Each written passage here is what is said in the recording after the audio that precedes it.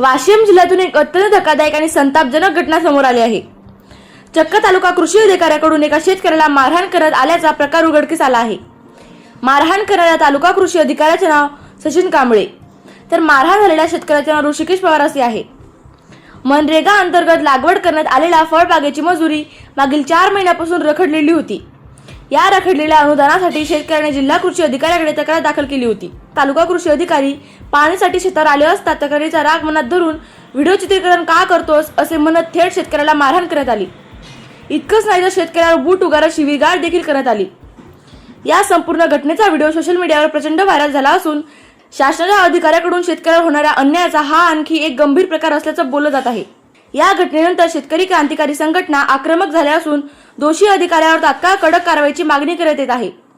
शेतकऱ्यांनी न्याय मागावा की मारहाण सहन करावी, हा प्रश्न पुन्हा एकदा या घटनेमुळे उपस्थित आला आहे।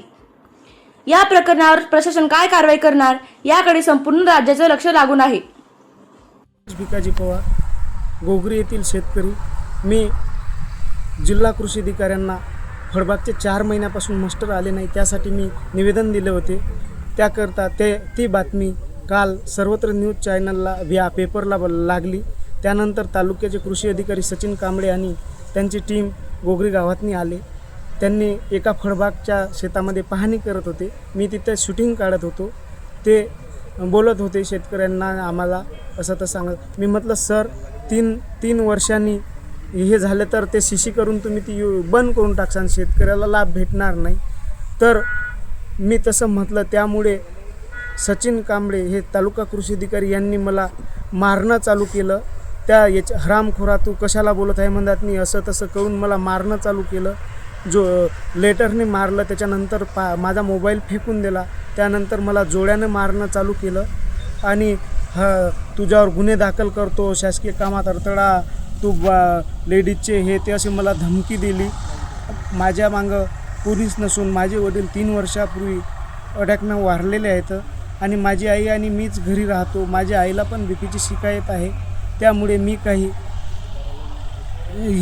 जास्त हे केलं नाही। मी त्या अधिकाऱ्याला भिलो, रिपोर्ट आला याला त्याला।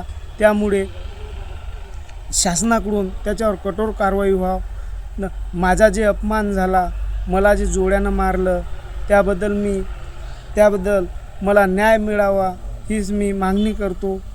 वाशिम जिल्ह्यातल्या मंगरुळपीर तालुक्यामध्ये गोगरी नावाच्या गावामध्ये ऋषिकेश पवार नावाच्या एका शेतकऱ्याला फळबागाच्या अनुदानाचे पैसे आले नाही म्हणून त्या शेतकऱ्यांनी जिल्हा कृषी अधिकाऱ्याकडे तक्रार केली आणि त्या तक्रारीवरून कांबळे नावाचा एक कृषी अधिकारी त्या शेतकऱ्याच्या शेतात आला।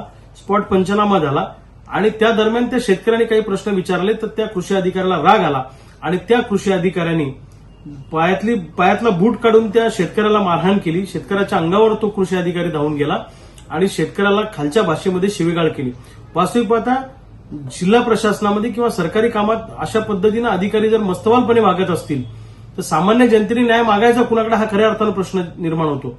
शेतकऱ्याला गृहीत धरण्याचा प्रयत्न जर का अशा अधिकारी करत असतील, शेतकऱ्याच्या अंगावर येत असतील तर अशा अधिकाऱ्यांना धडा शिकवल्याशिवाय क्रांतिकारी शेतकरी संघटना स्वस्थ बसणार नाही।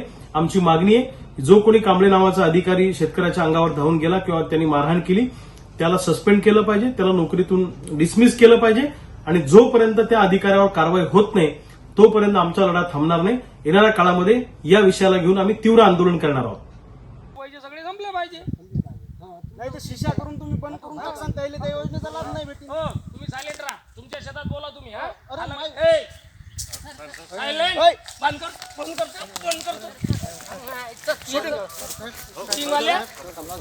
बंद करून करायला फालतू शहाणपणा ते फालतू दुसऱ्याच्या वावरात जाऊन दांगडा करायला लागला।